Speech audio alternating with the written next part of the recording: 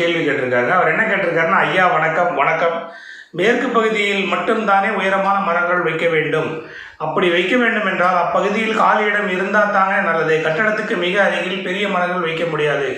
நல்ல அருமையான கேள்வி கேட்டிருக்காரு மதுவெங்கட்.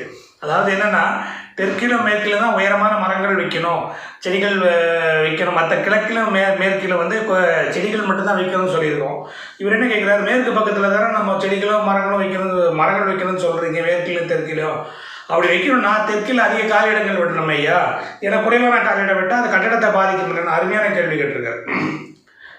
இதோட கான்செப்டை நீங்கள் நல்லா புரிஞ்சுக்கோங்க. மேற்கில் எவ்வளவு காலியிடம் விடுகிறீர்களோ அதை விட அதிகமாக, இல்லைன்னா 2 மடங்கு அதிகமாக குறைந்தது கிழக்கு பகுதியில் காலியிடம் விட வேண்டும். தெற்கில் எவ்வளோ காலியிடம் விடுறோமோ அதை விட அதிகமாக வடக்கில் காலியிடம் விடணும். இதுதான் கான்செப்ட். இப்போ மரங்கள் வளர்க்கணும் அப்படின்னா நம்ம 30-40 சைட்ஸில் தான் டெஃபினட்டாக இது வாய்ப்பே கிடையாது. ஏன்னா இன்றைக்கி இருக்கிற கால சூழ்நிலையில் சிட்டியில் நம்ம வாழ்கிற லைஃப்பில் இது வாய்ப்பே கிடையாதுங்க. அப்போ என்ன பண்ணணும் அப்படின்னா, நல்ல ஒரு பெரிய இடம் இருக்குது அப்படின்னா நம்ம சுற்றி தோட்டம் வைக்கணும்னு முடிவு பண்ணோம் அப்படின்னா டெஃபினட்டாக இந்த மாதிரி பண்ணலாம். அப்போவும் கிழக்கில் அதிக காலி இடங்களும் அதை விட குறைவாக மேற்கிலும், வடக்கில் அதிக காலி இடங்களும் அதை விட குறைவாக தெற்கில் காலி இடங்களும் விட்டு வீடு கட்டணும். இந்த கான்செப்டை நீங்கள் சரியாக புரிஞ்சுக்கிட்டீங்கன்னா மதுவெங்கட் ஈஸியாகிடும்.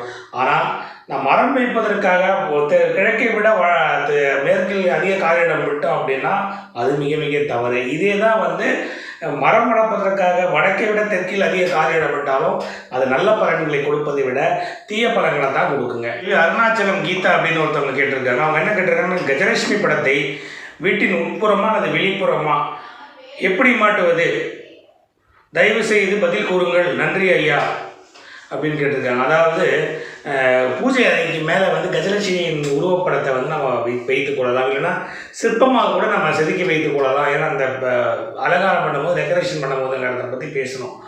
அப்போது தலைவாசலுக்கு மேலே வைக்கலாமா அப்படின்னா, அவங்களுடைய தனதேவைகளை வந்து நம்ம வந்து தெருவை பார்த்தது போல் வைப்பது தவறு. அதுக்காக உட்புறம் பார்த்து வைக்கலாம்னா உட்புறம் பார்த்ததும் வைக்காதீங்க. வீட்டில் உங்கள் பூஜை அறையில் மேலே வைத்து கொள்ளுங்கள், அது உங்களுக்கு நல்ல பலனை கொடுக்கும். அருணாச்சலம் கீதா மேடம், கஜலட்சுமி படத்தை வீட்டின் உட்புறமாக தலைவாசலில் வைக்காதீர்கள், பூஜை அறையில் வையுங்கள். தலைவாசலில் ரோட்டை பார்த்தது போல் கண்டிப்பாக வச்சிடாதீங்க. அல்ல உள்ளே பார்த்த மாதிரி திருப்பி வைக்கலாம்னா அதுவும் பண்ணாதீங்க. பூஜை அறையில், பூஜை அறைக்கு வெளியே நீங்கள் கஜலட்சுமி படத்தை மாட்டிக்கிங்க, அது மிகுந்த நல்ல பலனை. அணையில் கிழக்கும் வடகிழக்கும் தாழ்ந்து தெற்கும் தென்மேற்கும் உயர்ந்து இருந்ததுன்னா மிகுந்த நல்ல பலனை கொடுக்குங்க. எப்போ வீடு கட்டுகிற பொழுதோ, வீடு கட்டுகிற பொழுது தம் வீட்டின் வடக்கு கிழக்கு எல்லாம் தாழ்ந்து தெற்கு தென்மேற்கு உயர்ந்து வீடு கட்டணும். ஏன் அப்படின்னா, இந்த மாதிரி கட்டினா அந்த வீட்டில் குழந்தை செல்வங்கள் நிறைந்து அந்த வீட்டில் இருப்பவர்கள் நீண்ட ஆயுளுடன் இருப்பார்கள் அப்படின்னு சாஸ்திரத்தில் சொல்லுது. சாஸ்திரத்தில் இதுக்கு ஒரு ஸ்லோகத்திலே சொல்லியிருக்கு. அந்த ஸ்லோகம் என்னென்னா, ஸ்லோகத்தை நான் போடுறேன் பாருங்க. எனக்கு சான்ஸ்கிரிட் படிக்க வராது, அதோட மீனிங் வந்து இதுதான்.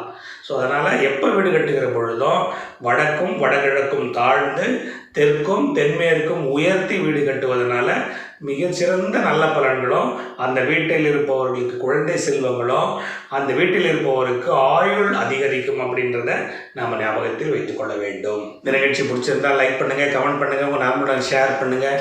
இது வரைக்கும் சப்ஸ்கிரைப் பண்ணலாம், சப்ஸ்கிரைப் பண்ணிக்கங்க. கூடவே பெல் பட்டனை கிளிக் பண்ணிக்கங்க. அதன் மூலம் எங்கள் அப்டேட்ஸ் உங்களுக்கு உடனுக்குடன் கிடைக்கும். மீண்டும் மற்றொரு சந்தர்ப்பத்தில் மற்றொரு வீடியோவில் சந்திப்போம். நன்றி, வணக்கம்.